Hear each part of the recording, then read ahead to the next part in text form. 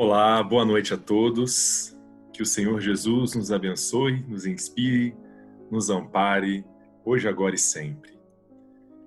Bom, vamos à nossa reflexão de hoje. Dentre as várias frases que eu já ouvi na minha vida, nessa encarnação atual, uma delas mexeu muito comigo e gravei e nunca mais esqueci, desde a primeira vez que eu ouvi. A frase dizia que, diante de anseios de luz, nós temos milênios nas trevas. Ou seja, hoje nós queremos buscar o caminho melhor, buscar o caminho da luz, buscar o caminho do amor, o caminho da verdade, o caminho do Cristo. Mas quais caminhos será que nós escolhemos nas outras encarnações? E provavelmente, pela história, vivemos milênios nas trevas. Ou seja, escolhemos caminhos que não correspondem com os caminhos de luz que agora buscamos. E aí, há várias encarnações, nós estamos alimentando pensamentos e sentimentos que não são bons e positivos para quem está buscando o melhor para si. Esses pensamentos, esses sentimentos que nós estamos alimentando, negativos, que nós estamos alimentando, os que são negativos, que estamos alimentando há várias encarnações, fizeram que nós hoje tivéssemos alguns vícios mentais e vícios na área do sentir.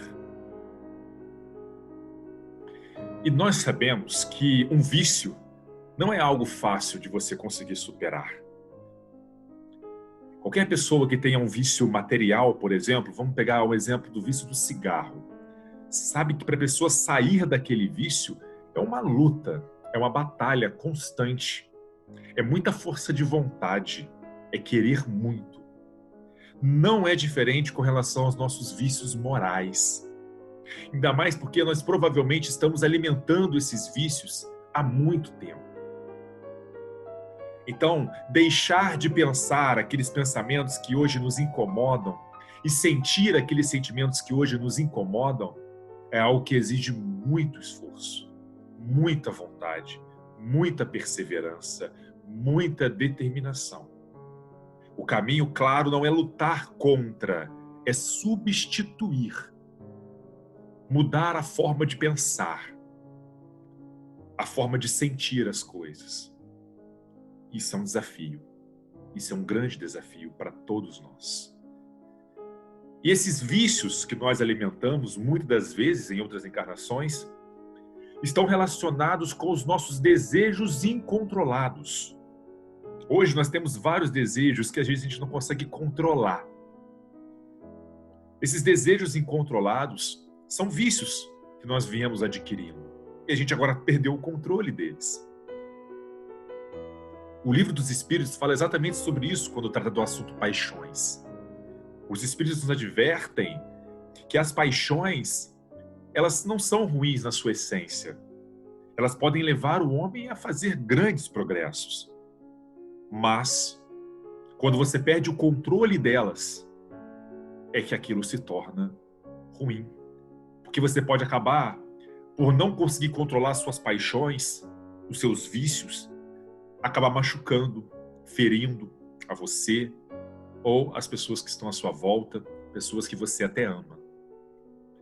Então precisamos buscar superar esses vícios, essas paixões incontroladas e tomar as rédeas de nossa vida, o controle dos nossos pensamentos, dos nossos sentimentos. E será a vontade, a determinação que vai nos auxiliar a ter êxito nessa empreitada. No Livro dos Espíritos, na questão 913, Kardec pergunta: dentre os vícios, qual o que se pode considerar radical? E a resposta dos Espíritos é: temo-lo dito muitas vezes, o egoísmo. Daí deriva todo o mal. Estudai todos os vícios e vereis que no fundo de todos há o egoísmo. Por mais que lhes deis combate, não chegareis a extirpá-los. Está falando dos vícios. Enquanto não atacardes o mal pela raiz. Enquanto não lhe houverdes destruído a causa. O egoísmo, ele é incompatível com a justiça, com o amor e com a caridade. Ele neutraliza todas as qualidades, todas as outras qualidades do homem. Então, todos os nossos vícios, a raiz de todos eles é o egoísmo. É o egoísmo. E nós precisamos, para superar esses vícios, cortá-los pela raiz, atacando o egoísmo. E aí, olha só, no Evangelho segundo o Espiritismo, capítulo 14, honrai a vosso pai e a vossa mãe, a grande responsabilidade e o papel que os pais têm. Olha só, desde pequenina, a criança manifesta os instintos bons ou maus que traz de sua existência anterior. A estudá-las, devem os pais aplicar-se. Todos os males se originam do egoísmo e do orgulho. Espreitem, pois, os pais os menores indícios reveladores do germe de tais vícios e cuidem de combatê-los, sem esperar que lancem raízes profundas. Combater esses vícios nos filhos desde pequeno, sem permitir que se enraize aquilo ali, que torne uma raiz profunda aquele vício. E depois será muito mais difícil de educar. Façam como o bom jardineiro, que corta os rebentos defeituosos à medida que os vê apontar na árvore. Se deixarem-se desenvolvam o egoísmo e o orgulho, não se espantem de serem mais tarde pagos com a ingratidão. E não se esqueçam, olha só. Os vossos cuidados e a educação que lhe dareis auxiliarão seu aperfeiçoamento e seu bem-estar futuro. Lembrai-vos de que a cada pai e a cada mãe perguntará a Deus: que fizestes do filho confiado à vossa guarda? Ó espíritas, compreendei agora o grande papel da humanidade. Compreendei que quando produzis um corpo, a alma que nele encarna vem do espaço para progredir. Inteirai-vos dos vossos deveres e ponde todo o vosso amor em aproximar de Deus essa alma. Tal a missão que vos está confiada. Essa missão é dos pais. Não dá para os pais terceirizar essa missão. Este compromisso é o compromisso de você estar observando o seu filho, é você estar atento às atitudes dele e desde o começo estar buscando meios, descobrir meios, encontrar meios, pedir ajuda a Deus para te inspirar e te auxiliar no processo educativo de seu filho, para cortar essas ervas daninhas do egoísmo e do orgulho que possam começar a aparecer nele desde pequeno. E para isso, os pais precisam estar atentos, precisam estar com seus filhos, precisam ter momentos com eles e observar como eles agem. E é um grande desafio. Longe de mim dizer que isso é fácil. É um grande desafio para todos nós, mas é uma missão que Deus nos confiou. Ele confia que nós podemos cumprir essa missão. Até porque, no Evangelho segundo o Espiritismo, afirma que Deus não dá prova superior às forças daquele que a pede. Só permite as que podem ser cumpridas. Se tal não sucede, não é que falte possibilidade. Pode faltar é a nossa vontade. Então, todos os desafios que nós temos em nossas vidas, em nossas encarnações, temos condições de superar a todos. Então é um papel de todos os pais cortar a erva daninha do egoísmo de seus filhos, fazer a sua parte, né? Cumprir o seu dever de buscar fazer isso. Agora, então vimos que os vícios que todos nós temos, principalmente os vícios morais, a raiz deles é o egoísmo. E olha só, questão 775 de O Livro dos Espíritos. Qual seria para a sociedade o resultado do relaxamento dos laços de família? Qual seria o resultado do relaxamento dos laços de família? A resposta é curta. Uma recrudescência do egoísmo. E a aumentar ainda mais o egoísmo. Porque existe lugar melhor para você combater o egoísmo do que dentro das quatro paredes? Onde para convivermos vamos ter que aprender a renunciar? Onde nós não podemos mais pensar só em nós, nos nossos desejos que estão descontrolados? Será que não tem lugar melhor para a gente controlar os nossos desejos? Onde nós não podemos fazer o que a gente quer, porque temos que respeitar o outro que mora conosco. E nisso é que é grandioso, porque é aí que eu vou aprender a controlar os meus desejos, as minhas vontades, porque senão não existe família que resiste a isso. Então, cada um de nós temos a bênção do lar para poder nos educar. Essa é a principal função da família. E relaxar os laços familiares na sociedade vai ser um retrocesso na evolução humana. Vai ser uma recrudescência do egoísmo. Uma vitória do egoísmo na humanidade. Mais uma vitória. Então nós temos que lutar pelas famílias. Pelas nossas famílias e por todas as famílias. E muitas pessoas vão dizer, né, que a minha família é o problema da minha vida. Que as minhas relações familiares são todas problemáticas. E graças ao Espírito nós entendemos, né, o porquê de tantos desafios familiares. Porque muitas das vezes nós temos desafetos morando juntos. Para resolver ali os conflitos. Que já está na hora de ser resolvido. Porque Deus não dá uma missão maior do que você possa suportar.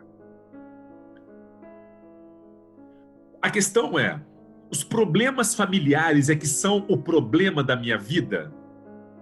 Olha só que visão interessante da vida, olha só.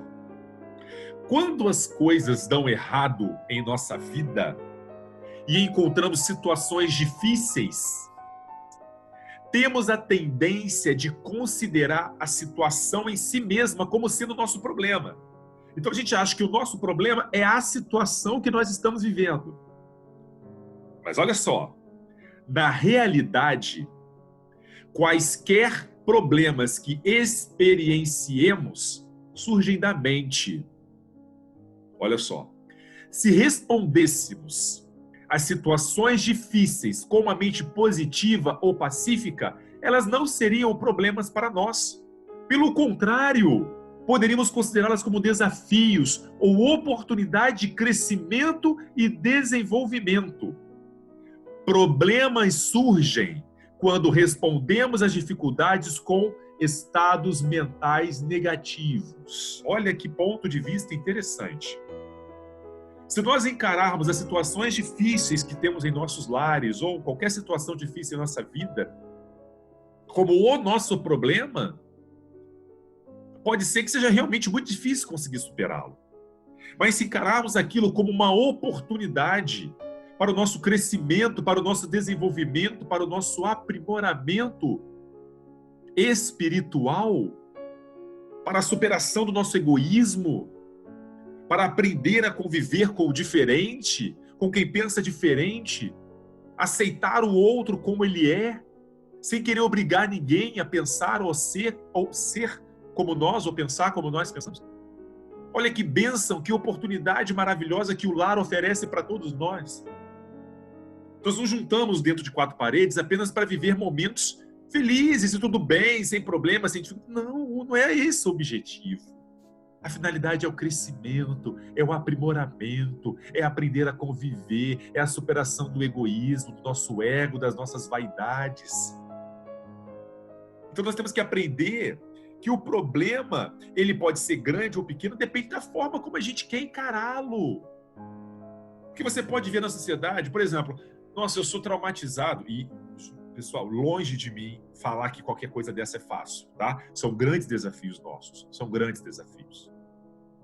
Mas você pode perceber, tem pessoas que passam por problemas difíceis, familiares, e uma não consegue tocar a sua vida mais, e a outra consegue tocar naturalmente, e às vezes até utiliza aquele problema como uma inspiração para ela crescer ainda mais.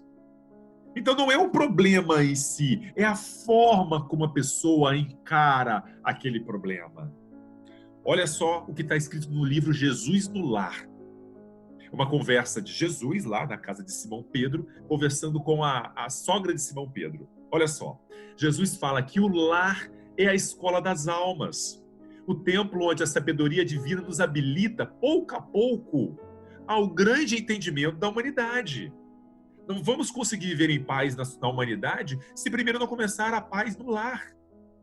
Não vamos conseguir resolver os conflitos sociais se não aprendemos a resolver os conflitos dentro de nossa casa. E aí Jesus fala: que faz inicialmente as lentilhas antes de servi-las à refeição? Aí a sogra de Simão Pedro responde: naturalmente, Senhor, cabe-me levá-las ao fogo para que se façam suficientemente cozidas.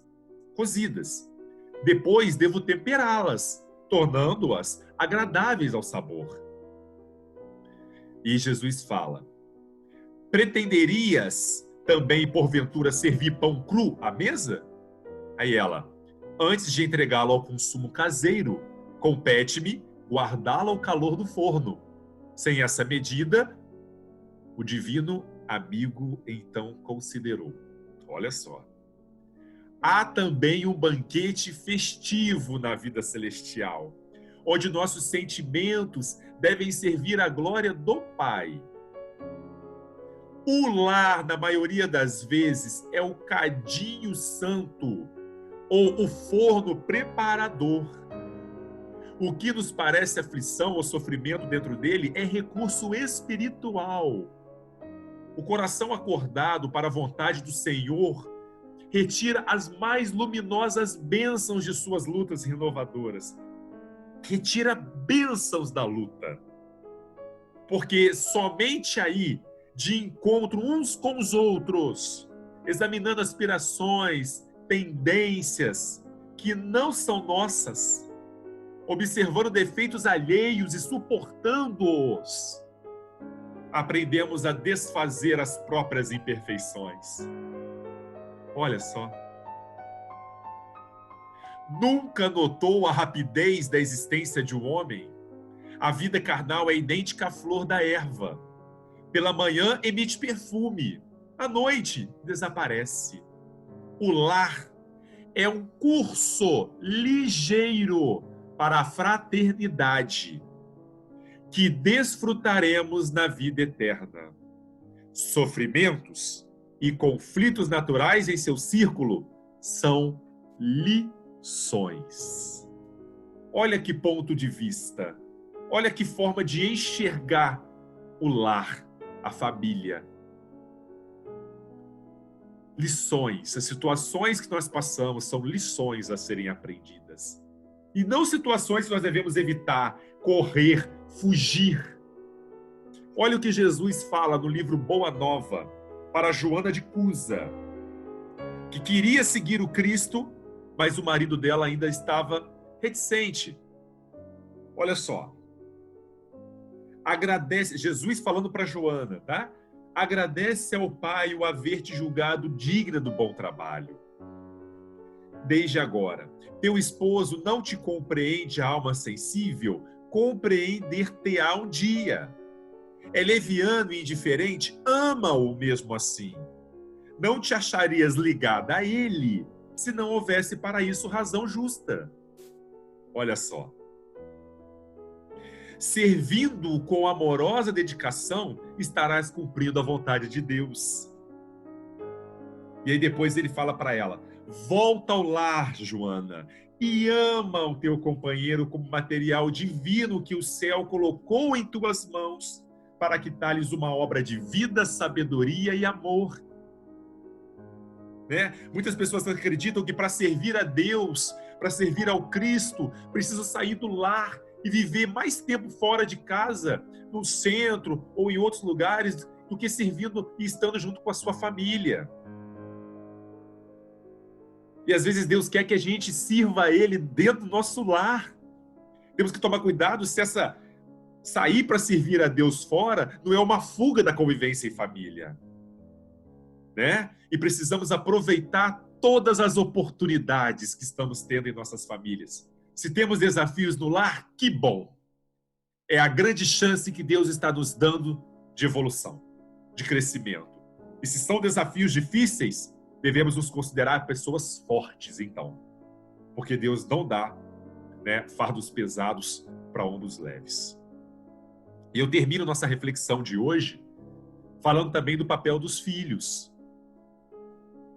Um filho deve honrar a seu pai e a sua mãe. E não cabe ao filho, punir os seus pais, caso os seus pais não tenham sido aqueles pais que ele considera perfeitos, ou seus pais tenham errado com ele. Não cabe ao filho punir.